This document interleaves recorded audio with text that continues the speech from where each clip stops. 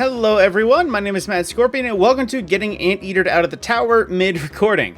Now, getting into the week at large, of course, we have the 10th anniversary event that is beginning, and I imagine will unveil more and more as it goes on. For now, it is just the Armor Hunt and the Associate Legend title, and I will be going over that and essentially what you need to do for all things involved in a later video. Aside from that, though, we do have the Echoes quest, which in the patch we did get today. More details of it has been fixed, so if there were some issues with it that was causing problems for you, they should possibly be resolved now. But then again, speaking of patch though, it is relatively small. I will circle back around to it as it's not that much. But the Choir of One, speaking of, it is evolved into its final state as we do have the Onslaught refit available from the quest, which I imagine is associated with the seasonal story. And speaking of which, it does seem to be the finale of the seasonal story or the episodic story at current, so maybe the story wraps up or leaves us on a cliffhanger for us to go over later in the episode when it gets closer to Revenant. Aside from that, getting into the broad things at large, as you can tell from the flaming medallion behind me, Iron Banner is currently active, and associated with that is double Crucible ranks. So if you actually want to grind out and get some good rep in addition to getting the Iron Banner gear you need, go ahead. And just as a reminder, we won't have trials this weekend because we do have Iron Banner.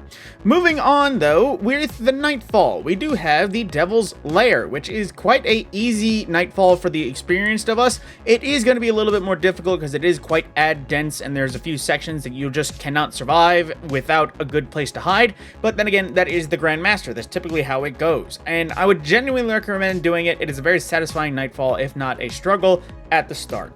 The weapon currently available with the Devil's Lair is the Wild Style Special Ammo Double Fire Grenade Launcher, the second of its kind, the only other one available from the Spire of the Watcher dungeon. It is a nifty and fun grenade launcher. I wouldn't say it is the best of the best. I think Salvager, Salvo, and Forbearance and the other ones that come with Chain Reaction are still on the top of the list for ad clear, although I do know there's a few rolls, especially on the Spire one, that is nifty, so keep in mind what is available. Make something for yourself. Maybe you'll find it more attractive than I do. But then moving into Crucible once again with Iron Banner active. Trials, not here, but in addition to no trials, there is currently Crucible Labs, a Sparrow Control, 6v6 of regular Supremacy in addition to Iron Banner Control for week 1 and week 2 according to my loadout, and then for 3v3 Survival, and then 1v6 is the usual free-for-all of Rumble. The weekly farming missions are the exotic mission Presage, which is the Dead Man's Tale mission, which if you don't have Dead Man's Tale, I would recommend it. It is a fun one. It is a bit of a niche weapon in terms of Crucible, honestly, just because they keep reworking it because it's either too OP or not nearly powerful enough. Aside from that, though, there is the Haunted weapons as well as some of the classic Menagerie rebrands. If you want to get access to any of those craftable weapons or just get a roll that you want from that, I'd recommend going into Presage a few times. Great mission, would recommend at least experiencing all the weeks for lore-wise.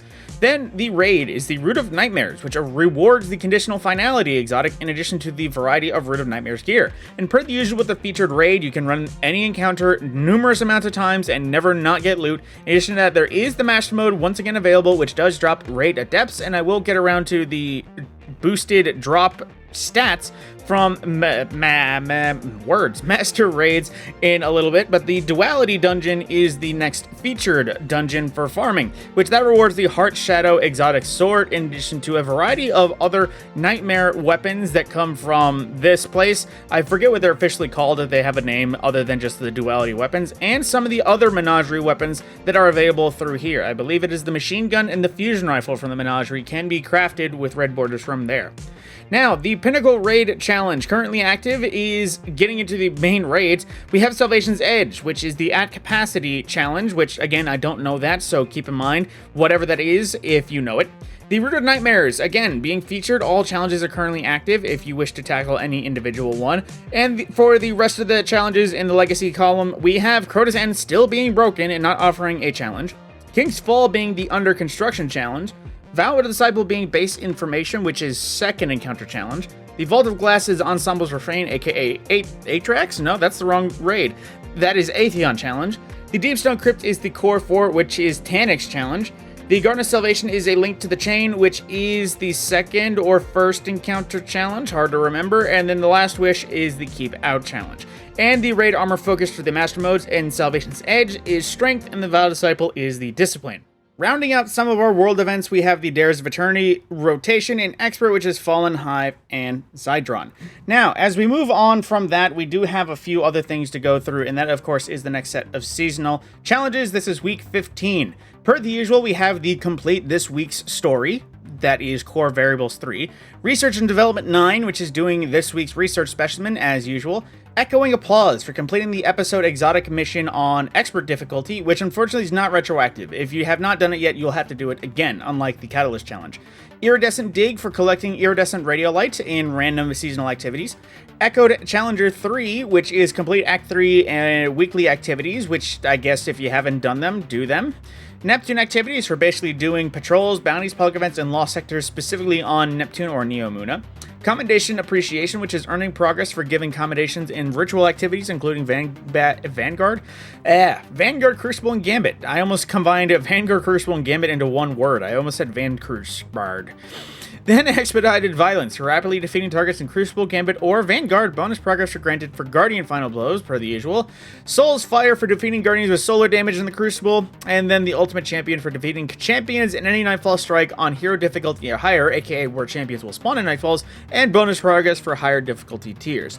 Now, keep in mind with the 10th anniversary, there is some cosmetics you can officially earn, so I would recommend probably spending some time in that in addition to everything else.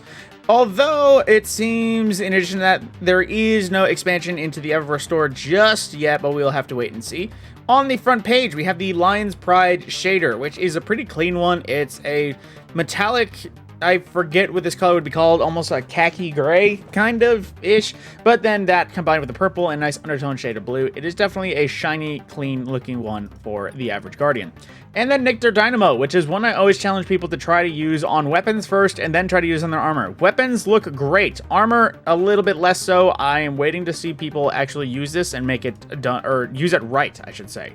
Then we also have the Siva Emergence, a transmat back from Season 10, which is another tease for the return of Siva that we will probably never get. Maybe we will come Behemoth or Surge or Arsenal, whatever those code names are that were recently revealed.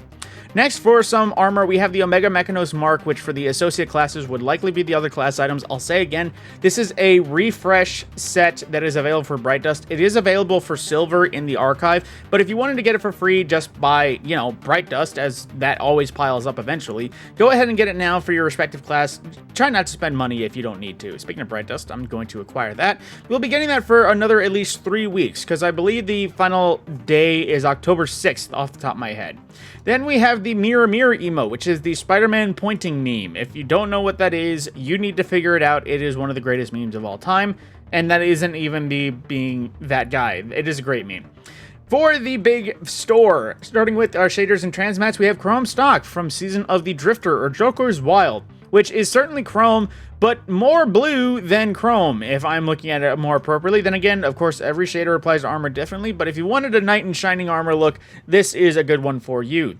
We also have Coastal Swede, or Suede, I'm not sure exactly how to say it, but if you want to look a little bit more aquatic, or just have darker naval tones, I suppose this would actually be a good way to making like a US Navy look if you wanted to try for it, but, that's just me.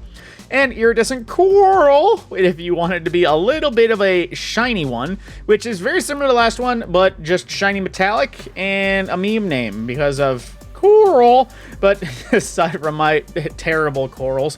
Then we have Royal Treatment, which isn't exactly that royal. I think this is supposed to be a Kaido's Legion kind of shader. It's kind of like the classic Callus oil. It's hard to say, though. It does have a weird oil shine effect, but it's, dark purples, dark blues, and some... I forget what the color's called. That's not brown, but it looks yellow. Then we also have for our transmats, the Loot Chest Effects, which is the usual, spawning out of a Destiny chest. Then we have the Chrysalis Entrance, which is from Season of the Lost, which I assume was supposed to be associated with Savathun getting trapped in Awoken Crystal. And the Shadow Legion Entrance, which is the classic Year 1 Red Legion entrance that is just retooled and made purple. For our main items, we had the Kiddie Pool multiplayer emote, which isn't loading the pool, so this looks a bit odd. There we go. But yeah, if you just want to have 3 friends hang out in a kiddie pool, that's all I gotta do, but then it just ends. That's exactly where it goes. And next is the good computing emote, which is going to be another one of those ones that is, this is actually a brand new one, so this might actually be worth getting it. But if you just wanted to, it's also that meme reference. Meme reference. God, words. And next we have Archangel Shell, which is from Season of the Lost, which is a reference to Season of the Worthy, because it is Rasputin based, but also not in a Rasputin season. A little bit weird. Next is the Nightgast, which is from the Season of the Witch, which I think this is a part of a Mad Max style set. Definitely looking at it, it looks very Mad Max, but at the same time, it is a bit of a bug. It's hard to not look at it and not see bug, but then again, this is a jump ship. Not lots of spikes and lots of good evil looks to it if you want to look a little bit more menacing.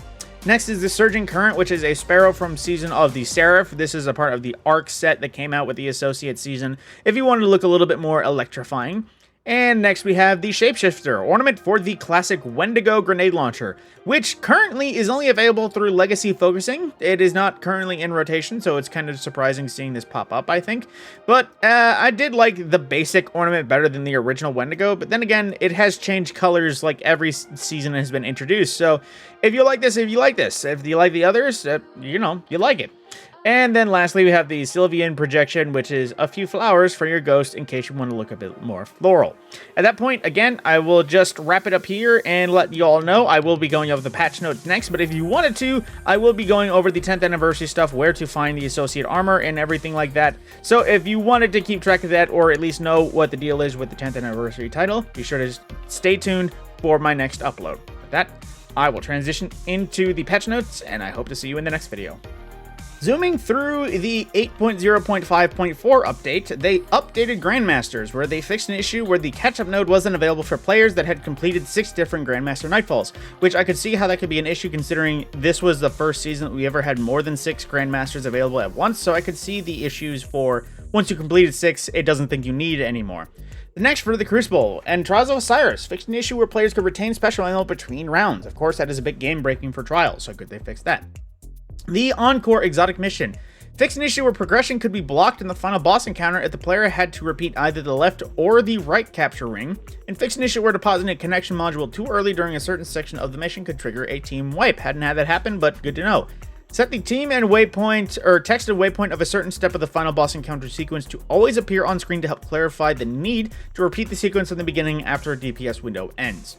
For some gameplay and investment, fixed Ariana's Vow, which was not properly buffed. In addition, removed a negative 40% scalar the damage had for dealing damage against Barrier Champion shields. So hopefully Ariana's Vow is actually worth it. I actually hadn't touched it just yet, but it's now properly working.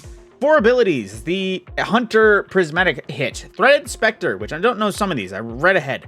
Increase the cooldown duration of Marksman Dodge and Gambler's Dodge when Threaded Spectre is equipped as a standard for a lot of these aspects. Then they remove the dodge cooldown penalty after creating a clone, so you get recharged immediately. If the clone is destroyed by attacks and no longer spawns threadlings, I don't get that. Because I guess if the clone hangs out for a while, it'll detonate and spawn threadlings. If it's destroyed manually, it won't make threadlings. That kind of seems like not the reward, because I believe it's supposed to be used as a decoy. Decoys are meant to take the bullets. If decoys take the bullets, there's supposed to be a penalty for shooting the decoy and not paying attention to the enemy. So, meh. Increase the amount of time that the clone will distract nearby combatants before exploding. The Snare Bomb. Reduce the time the smoke bomb projection lingers in the world from 10 seconds to 3.5, and reduce the player movement speed penalty imparted by the smoke by 25%. So it doesn't hang around as long and people will move faster while being impaired.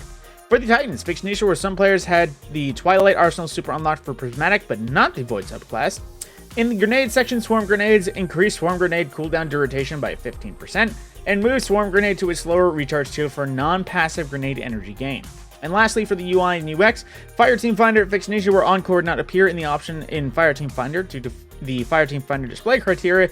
Players should only expect to see entries, standard and expert, for the version of the mission that they currently launch from the helm. If you don't know, there is like a week 1, week 2, and week 3. Week 1 and week 2 had different enemies and some different obstructions in the way in some places. I imagine week 3 will be similar. With that, my name is TheMadScorpyon. I will see you in the next video.